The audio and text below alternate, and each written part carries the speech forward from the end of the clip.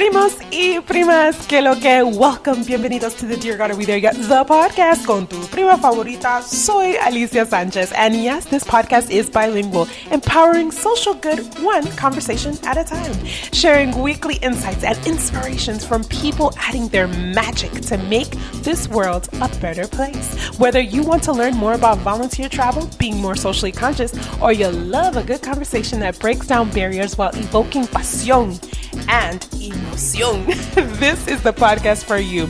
Grab a cafecito y vamos a hablar. Primos y primas, que lo que, bienvenidos to the Dear God Are We There Yet, the podcast. Claro que sí, ya tú sabes, I have a guest this week, and every time I'm always talking about your health and, that journey. And it's not just about the physical health. And for those of you que me conocen a mí, I've had a hysterectomy, I've battled cancer, I've battled so many different things health-wise that's really kept me up and down on so many emotions. But I am so happy because I have a guest today that she's going to be talking about not only her journey, her vision, but some things that people are not talking about when it comes to food. And food is life. And so without any further ado, tenemos nuestra prima aquí, Itzel, y así que se dice tu nombre, Itzel. ¿Cómo se dice primero? Sí, mi nombre se pronuncia Itzel. Itzel Calderon. Okay, Itzel. Itzel, and so Itzel, tell everyone a little bit about you and a little bit about your background and your story and how did you get started and before we start giving them all the good stuff. Gotcha. Okay, well, my name is Itzel and yo nací en México. Nos mudamos para acá cuando yo tenía 4 años. So I've pretty much grown up in the United States. But I have a Mexican ancestry. My family, we all migrated here. For the first time, we're all Mexican natives. Mm-hmm. So that being said, I had to learn English as a second language. I was an ESOL and I just grew up here and everything was very foreign to me. And I grew up eating what was culturally normal for a Mexican household. Immediately when I turned 13 and I started going into puberty, I started experiencing a lot of breakouts, like a lot of acne, way more than my other friends. And you kind of think it's normal for that age, but then as I got older, it just continued. Like the breaking out didn't stop. Yeah. And it was really tormenting because it was embarrassing. You're growing up, you want to be cute, you want to be attractive, and you feel so embarrassed. And none of my friends were breaking out. None of my friends were breaking out the way I was. But my mom did the best she could. She took me to doctors, dermatologists, antibiotics, the whole 9, everything. And nothing really worked. Nothing really worked for me. And then finally, when I was 19, so just that time period from 13 to 19, so many years, I was prescribed Accutane, which I don't know if, have you ever heard of Accutane? Pero eso peligroso. That's so horrible, isn't it? It's like the most profound drug that you can give for your dermatologist. No, isn't it bad? Yeah, so it is. It's actually really toxic. It was, from what I understand, it was against the law for just like a year or 2, but then they brought it back. A lot of dermatologists actually clear their patients with a psychiatrist before prescribing it because it has so many side effects, some of the most dangerous ones being suicide and thoughts of like self-harm, depressive thoughts, and infertility for women. Because what Accutane does, it pretty much eliminates your body's capacity to create oil. So then, because if you can't create oil, then you technically can't break out. But we need oil in our body, for our hair, for skin, for our brain, healthy oils. So even though I was 19 and it was a very painful experience, I did the research and I decided not to take the Accutane. I decided to learn more about the health aspects of it and the diet and the nutrition. And that was when I did my first fast, is when I was 19. I did a 3-day apple fast. and which also was cleaning out an enema, which was cleaning out your colon, which is really important that people do that at least once a year to clean and detox your body. And I experienced great results. Like, it was better results than any other drug or antibiotic I had ever used. That was when I started realizing. It's like the natural route. Correct. The natural route. Yeah. And it wasn't painful. It was fast, and I felt great. And that was when I realized at 19 that for me personally, food and natural healing was going to be the route that I was going to take. Yeah.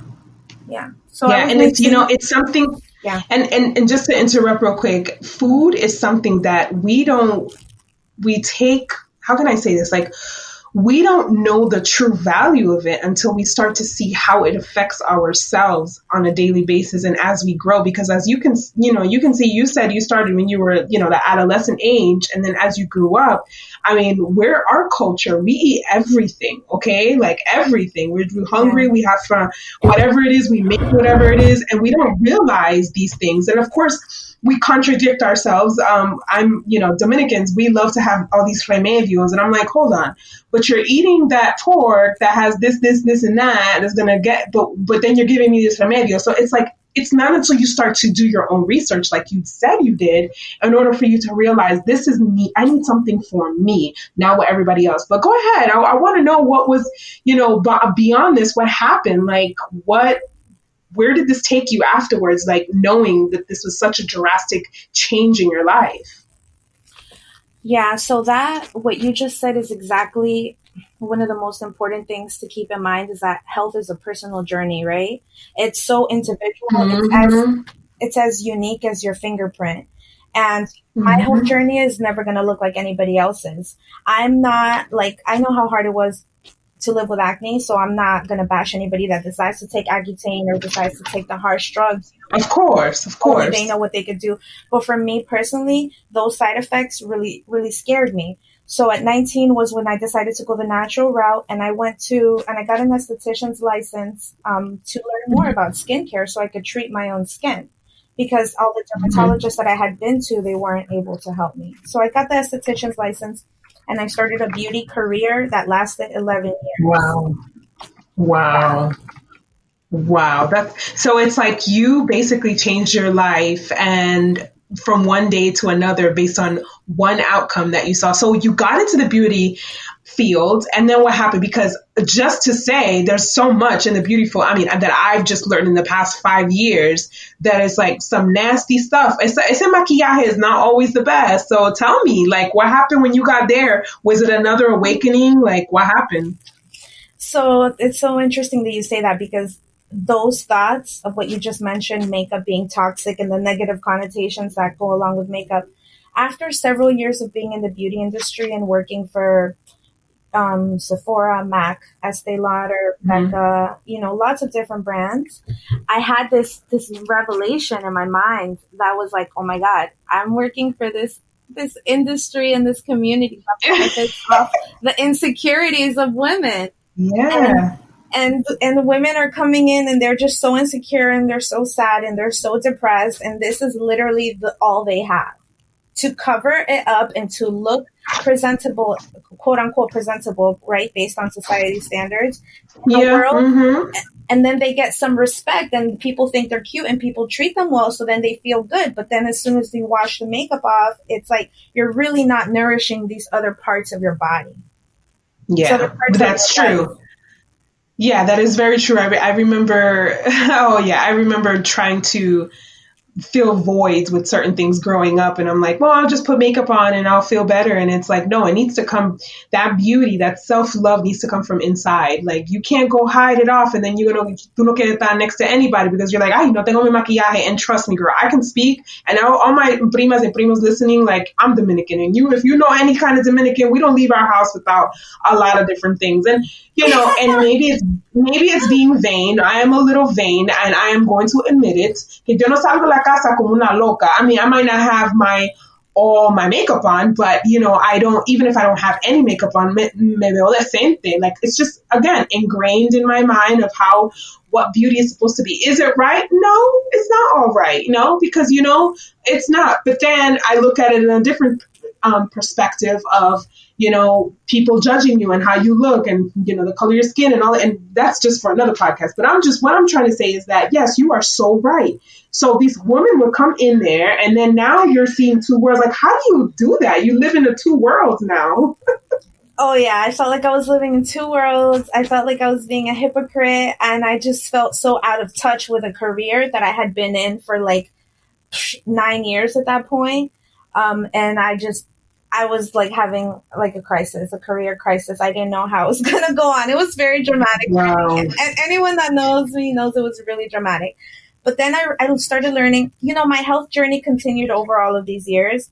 And I started learning about Dr. Mark Hyman, who's published many New York Times bestselling books. And he's the head of integrative medicine at the Cleveland Clinic. Oh, wow. And then I looked into what integrative medicine is, and the approach was so beautiful and it really resonated with me. And integrative medicine takes into thought pretty much someone's lifestyle as a whole, their relationships, their home environment, their emotion, their relation to their community, their satisfaction with their career, their presence in the community. It takes into consideration all of these things as lifestyle factors, because what you find is when you look at a particular demographic in an area, they tend to have the same, not only income, obviously, but they tend to have the same health issues. It's as if it's contagious. Yeah, it's amazing. It's mind-blowing. So it changed my life. And I thought, well, health has always been so personal for me and so transformative in the way that it's been able to help me clear my acne, learn about what were these acne triggers, which for all women are hormones, fungus, bacteria, and those are and leaky gut, which like a bacteria. So those are the four main triggers for acne. And then I just decided that I was going to go to IIN to get to learn integrative medicine, to be an integrative health coach. And once I did that, and I kind of started realizing how I could help women on more like, if you want to learn how to doll up, makeup has been civilizations for years, back to the Egyptians, back to the Native Americans, we've always dressed our face. So if you're doing it for fun, it's like whatever. But as long as you know that what's most important is taking care of your body, taking care of your spirit, taking care of your heart, practicing forgiveness, because beauty is health. Beauty is not the stuff that you put on your face. It's not the clothes you put on your body. Beauty is you feeling and being healthy and it exuding out into the people around you. Beauty it's noticed, it's radiant, and it's a sparkle and a shine in someone's eyes when they're living intentionally and with that is so true, because I remember, one of my friends said to me one time, like, wow, you look, she didn't say you look good. She said, you look healthy. And I was like, that is the definition of, then you're telling me that I'm beautiful and I feel it. She told me this a long time ago. And, of course I am healthy now, but we don't see it that way. Instead, we think, oh, you're beautiful or you're this, but your healthy is your beauty. It encompasses every single thing. Now, you touched base on this, doctor, and I'm going to definitely want to deletrearlo, porque yo no lo sé cómo se llama ese hombre. But is that considered the Fantastic Four that you were talking about to me before? Like, is that the elements that we don't consider, that we consider what's impacted, or no? So, well, there's 12 areas of food. They're called primary nourishment. So that's literally your primary food. Food actually is your secondary nourishment. So that's your primary nourishment, which is joy, spirituality, health, physical activity, home cooking, social life, creativity, finances, education, career, and relationships. So because this is the thing, think about it. If your finances are all over the place and you feel like you're broke or you're very stressed about your finances, are you really going to be able to make healthy food choices? Oh, no. You're going to eat what's going to make you feel good, something that's going to release dopamine, either some tub of ice cream, some fats, Chocolate. something fried, something chocolate. Yeah, that's because you're going to want to get an emotional release from the food you're getting because your financial life is in shambles, And same thing goes for everything. If you're not in touch with your spirituality, if you feel lonely, loneliness has been pretty much scientifically proven that loneliness is as dangerous as having a daily, like a cigarette habit. So if you're up to smoking a pack a day, loneliness. That's how toxic loneliness is to the body. So that's why this is a revolutionary way of looking at health. Instead of just trying to force yourself to eat these healthy foods and trying to, I can't eat this, I can't eat that, this is bad, this is good. No, look at your life as a whole. Nourish yourself and all these other aspects of life, and you will naturally be inclined to make healthier food choices because you have now adopted a value system into your life, right? Yeah. And so I want to pause real quick for everybody listening because this comes so natural for you. I mean, tú sabes tu cosa, like this is your stuff, right? And whenever I have somebody on my podcast as like a subject matter expert, like I like to say it in something like this. Real quick before we move on the adding and eliminating, what can we do right away when we feel like we want to ese chocolate, we want to say ice cream, like what can we do immediately that's an action for us that lets us know, okay, I need to step away from this because this is coming. Like what is something that we can be consciously it's like prepared for that, for us to make a different choice? Right. So that's a really great question. And my answer to that, surprisingly enough, is going to be self-love. That's the first thing to practice. First, you're going to practice self-love and celebrate yourself that you want to make a healthier food choice and that you're taking responsibility for this decision. That's the first thing. Because you want to eliminate any toxic or negative feelings relating to food. Because that will also hurt your digestive system if you have negative connotations to particular food items, right? So, yeah. And then you want to realize in self-love that food is addictive. So when you look at sugar, there was a study on rats that they were given crack, right? They were made to cocaine actually, and then they switched, and then they put another little pipe in there that was giving them sugar. The rats actually, it's so interesting, right? The rats actually dropped the cocaine and switched to sugar. Stop it. Yes. That analogy is so clear because you think about exactly. Yeah, and then you go to cheese, So cheese has casein in it. Casein has casomorphins. It's literally a morphine-like compound that triggers the same areas of the brain that heroin does. Wow. Yeah. So that's the first step, self-love. Because right there you go, you know what? I am addicted to these foods. And I'm going to love myself through this process that I'm about to go through because this is going to be a journey. This is not something that's going to happen overnight. And the last thing if this food is my enemy, I'm not going to be my enemy. I'm not going to contribute to that. And you commit to that. You commit to that self-love and that it's going to be a positive journey and that you're going to hold your hand no matter what happens. First thing, educate and self-love. I think that's the most important tool. Yeah, and self-love, it comes from, I don't need this because this is really, I'm just tapando, like I'm covering something else when I need to be discovering my why and where this is coming from. And, it's crazy because when you start to take the layers off of what self-love is, you start to understand yourself at a different level that you just try to stay sane at the same time. You're like, wow, I'm eating this, esta mierda, because this and this depresses me and this triggers me. And Itzy, tell us about the whole adding and it's a vicious cycle. And tell us about the adding and the adding versus eliminating, because I think this connotation, and I'm actually having a podcast with someone else, one of my trainers, because she's a believer of not like cold turkey on certain things. She's a nutritionist and she says the same thing, like, be conscious of what it is, but don't say to yourself, okay, I'm going to, like from one day to night, I'm going to just take this off and I'm not going to eat this no more, because then you go back to eating it like the next day. Is that right?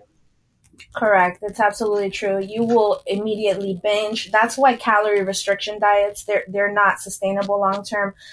Nobody, I think it's like 2% of people stay on a diet after like a year. So it's not sustainable.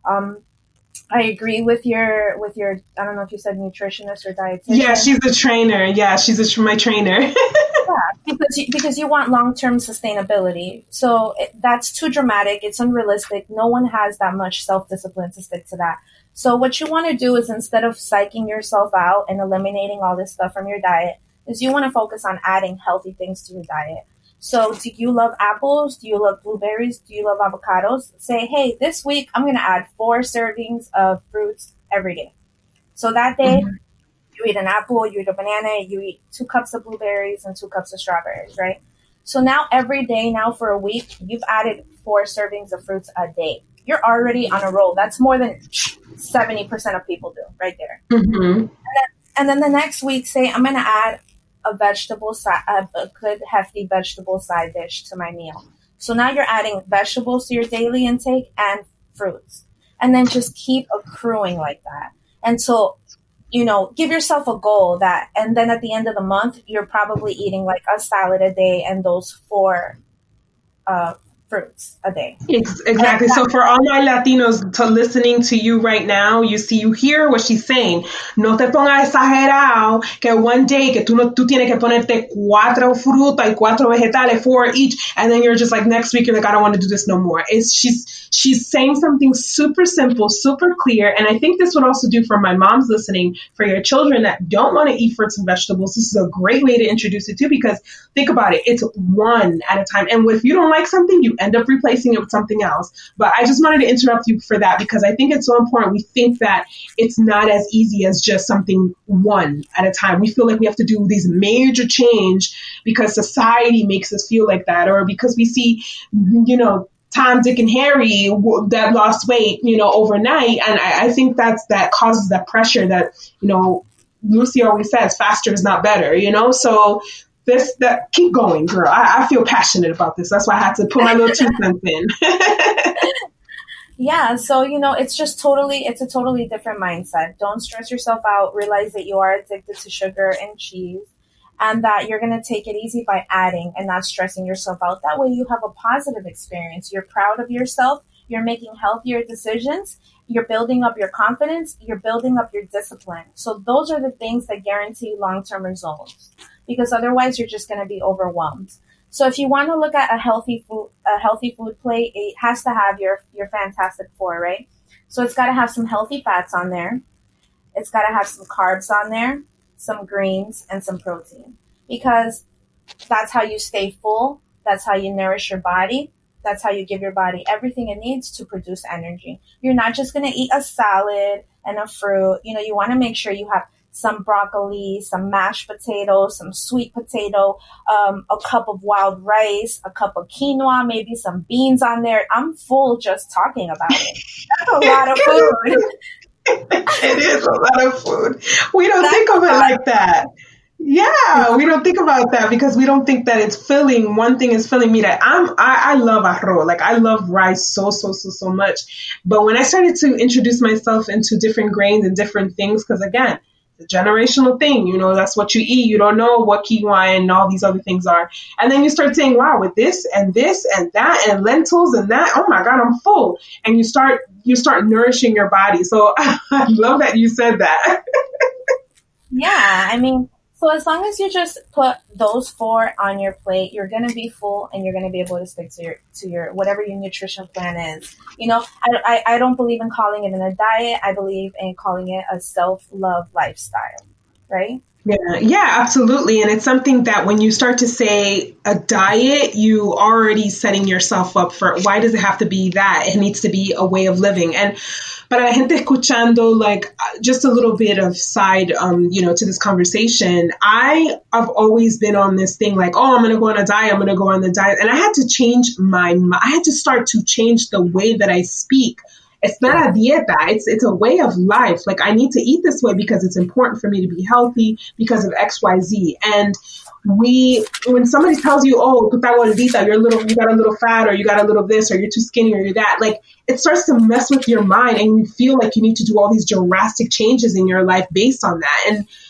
which comes to my next point with you, that I wanted to ask you, Itzel, because you mentioned, because society has a lot to do with the way we eat and with food propaganda. I want to talk about, and I'm shifting gear right now because of, in schools, we give them crappy food. Like, we give kids free lunch is nothing but crappy food, right? And I don't know if you've ever seen the lunches from all around the world and how America has the worst lunch. I don't know. Have you ever seen that?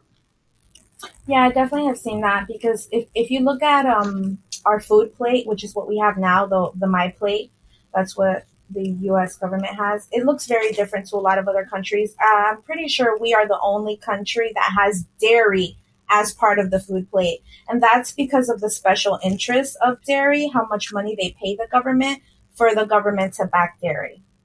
Yeah. And it's shown that 80% of African Americans, it's an average, but that's about 80, definitely higher than 70% of African Americans are dairy intolerant. And like, how much was it? Was like 50%, almost, no, 100% of Native Americans, 60 to 65% of Asians. Most people are allergic to dairy, but yet it's on the government My Plate. Yeah, which makes no sense. So you're telling me, I mean, I've seen this before where we would drive around to different neighborhoods, and what do you see? You see Popeyes, you see KFC, you see all these things. Then you see in lunch, you don't even know. It's like you're setting them up for failure because you're not teaching them about food. You're not teaching people about food. And when I say them, I'm talking about children.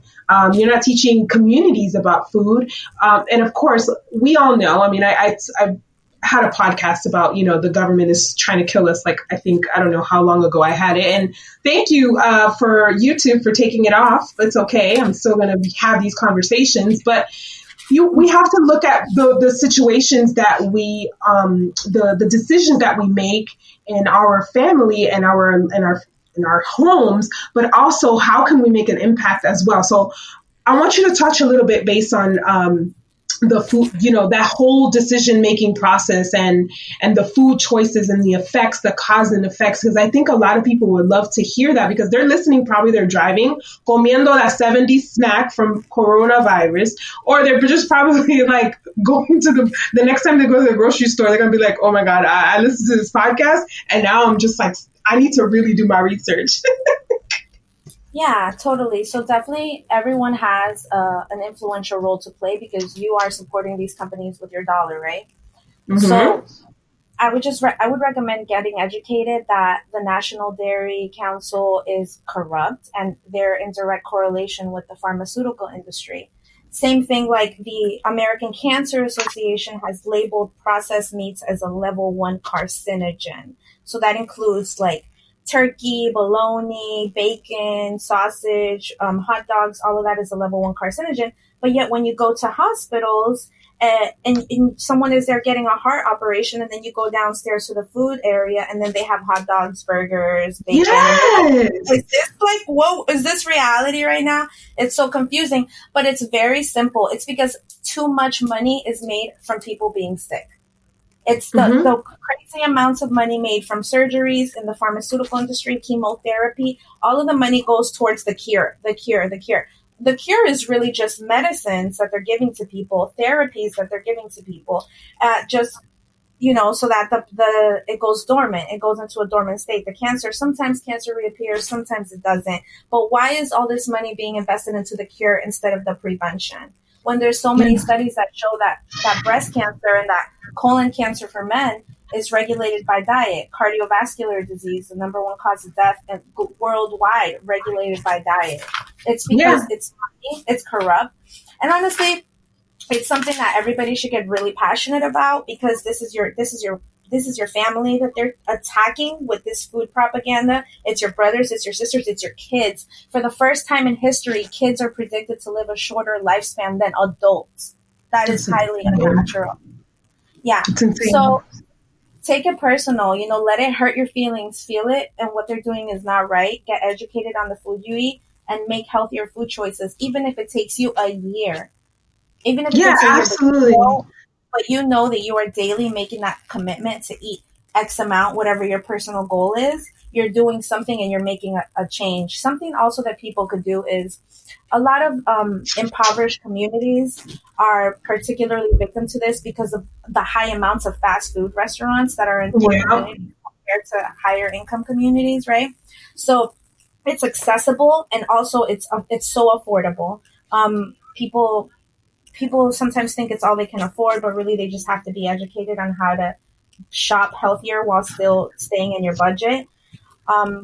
You're growing your own food. I mean, people do not know that they can grow their own food. They can grow tomatoes, even if it's basic essentials that they can do in their house in a bucket, or they don't have to have a yard. There's a lot of people in New York City or major cities that they can grow their food, and it's true what you're saying. I mean, going into this community, if you're passionate, if you're listening to this and you don't tell your children to eat something because you know it's not good, or you don't eat something, like, use that knowledge and go into your communities. This is why this whole Dear God Are We There Yet is all about, and educate them and help people, give them seeds and teach them how to grow their own food, because tomatoes, they grow really fast. I mean, we have here in the backyard, I'm just like, oh my gosh, like little things and exactly. Children will love that whole process, like just that process of growing something with you, planting it, seeing it grow. They will be so excited to eat it because they'll think it's so cool. And you're planting that seed, you're ingraining something in that kid that's going to be truly revolutionary in a world like today. So bringing something like a local farmers market into a lower income community is great. Talking to your local government and asking, what are they doing to help the diet of this community, and then suggesting, like it's happened in Miami, suggesting it's like right in Overtown by Wynwood. They very, very low income community, lots of homelessness in that area. They have a plot of land where they've been growing food for a couple of years now. The organization is called Save the Kids. And this can happen anywhere. And all you have to do is go to your local government, be active and ask. Call out your local farmers in your area and ask them to be a part of this local farmers market that you want to create for your community. Exactly. I love that. And these are all ways that we can all support, even if we are home right now with coronavirus and all these different things that are coming out. There's ways that you guys can help. Everybody listening today on today's podcast, I mean, Itzel, she just gave us so many resources about our daily habits and just being conscious of why we're making these decisions and where self-love and beauty come from. I mean, it all stems from her acne. Isn't that crazy? Like something so small, meaning when I'm saying small, it was something that it was just her. Like, okay, I have acne and I'm a kid or I'm young and this happens, and hormones and all that stuff. But then she started digging deeper, you guys, into understanding where is this really coming from. And those are the things that we need to do in our communities. It could be for human rights. It could be for food. There's so many children right now that are not in school and they are actually not eating at all because their parents can't afford it. How can we help? There's tons of ways we can help. Pick up the phone, write a letter, be an advocate for it. I did want to ask you, Itzy, if the people that want to probably get more information based on what you do, or you can help them, can they, like, do you have something that they can like call you, email you, like, do you have a service? You have something where they can consult with you? Like, what does that process look like for people who just want to ask a question or have a comment or something after this podcast? Right. So you can definitely email me, dualitynourishment@gmail.com. So Duality Nourishment is my health business, pretty much duality, taking care of the inner and the outside as well. Your emotional side and your physical side, your spiritual side. It's more than just nourishing yourself with food. It's about healing yourself as a whole, because that's what creates long-term results. So I do provide one-on-one coaching services. My goal is to help women embody optimal health and beauty. So that's something that I'm really passionate about. I've been doing it for years, and now with the nutrition, it's more of a holistic health and like life transformative program. That's an 8-week program. Oh, that's amazing. So that's an 8-week program with you to kind of go through all of this in detail. Is that how it works, or is that's your Yeah, coaching program? Okay. yeah. So this is it's not an informative program. It's a transformational program. So we Oh, I really go into love that. so we really go into the mindset of what are these barriers? What do you need to break through? What are these emotional connections you have with this food? What information are you missing? And how do we get you to create smart goals, emotional goals that are tied to your why and who you are and the change you want to see in the world so that you really follow through with these goals. So I love that. we create new habits and rituals for you to follow through with your goals and be consistent so that you could see the results you want to see. So it's a transformational program. It's not an informational program because I feel like there is so much information out there and people are overwhelmed because of this information and they don't know what Yeah. the hell to do. So this is more of how to make these changes and make them last in your life. I love that. For my moms listening too, or or if you have a husband or a wife or a girlfriend or a boyfriend or whatever, a tia, comadre, or whoever, and you feel like this is something that they're battling with or that they need help with, it's not just about what we put in our mouth. It's as a whole. It's your moods, the way you feel. Everything comes from that, and that's why people always say food is life. I just have a fun question I like to ask all my guests before I let you go. And it's, I always use it's to make it, things a little bit more lighter. So what would you say is your superpower? With all this information and you helping your community and helping women, what is your superpower if you had to name one? Wow, that's a great question. I feel like my superpower is my vision. Nice. I really do. Yeah, I just feel like my capacity to see people for what they are. I think humanity is amazing. I think humans are marvelous creatures. I think we thrive in community. We're naturally compassionate. There are hundreds of if someone was dying, hundreds of people would go to rescue that person if they thought that they could rescue that person. And I think that that's our authentic state of being. And that's the vision that I hold for people, for women, for men, for children, for our earth. That's really what I'm aligned with, is that ultimate vision that I feel is our true and authentic state. I love it. I love it. And do you have a book that you can recommend our listeners? Something that, kind of, I would say in this whole journey of all these years, you have like one of your favorite books that you would recommend us to kind of tune in and, do our own little research and the knowledge that you love? Yeah, totally. So I think that this is a great one. I would be surprised if you haven't heard of it because it's so popular. The Alchemist. Oh, yes. Yes. Right? The Alchemist is a great book.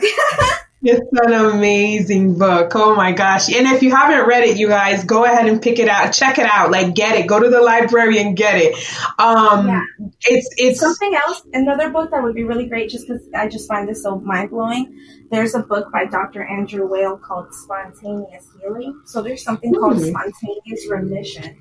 That is when people full-blown cancer, stage 4, colon cancer, whatever, you name it, people of all different types of diseases that have been labeled as terminally ill have spontaneously cleaned and healed themselves. So the book is called Spontaneous Healing. Yeah. Oh, I'm going to check that out. That's amazing. Okay.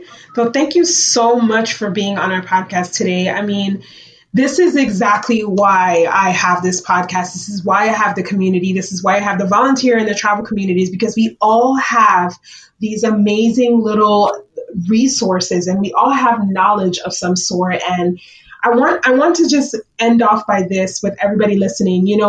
You might have your opinion about food and you might have this emotion about food or your health or life or whatever it is, but it's so important sometimes to just listen to others and respect their opinions and respect what they believe in and do your own research. And when you come to your conclusion of what you need to do for your life, you will realize that in the end, it's always about helping. And this is what we're doing in this platform, is helping each other one conversation at a time, one question at a time. Hasta la próxima. Muchísimas gracias. Un fuerte abrazo, Itzel. Thank you so much for being on our podcast. And you guys, I'm going to have all her information on the bottom. Yeah, thank you. And if you guys have a question about beauty, like makeup, or you're not sure, or even your whatever it is, you have a question, I'm going to have all the information below on this podcast, and just hit her up and just be like, hey, I don't really know about this, or what about that? Or, hey, just hit her up. She's not going to mind, and you'll never know. Yeah. And you'll never know what you'll learn. So thank you so much. And we'll see you guys next week. Thank you. Bye. Bye, Alicia. Thank you, babe. Wepa. Thank you for tuning in. Show us your love and join the conversation on one of our redes sociales, social media. Leave a podcast review and be sure to tune in next week. ¿Y qué ahora? What's next? Check out our website and volunteer today. We have so many virtual volunteer opportunities, and remember, you can be a part of the change in a changing world. Hasta la próxima. Besos.